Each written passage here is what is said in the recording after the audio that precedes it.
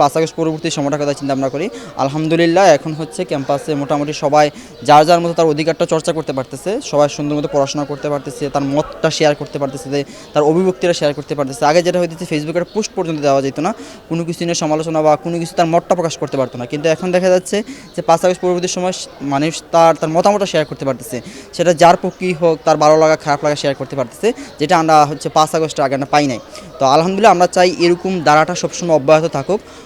সবসময় যেন এটা থাকে, 12 তারিখের পরেও যেন এটা থাকে। 12 তারিখের পরে যেন আমরা এই যে ক্যাম্পাসটা জুলাই পরবর্তী ছাত্র জনতার বিপ্লবের পরবর্তী যে আমরা ক্যাম্পাসটা পাইছি 1.5 বছর ধরে,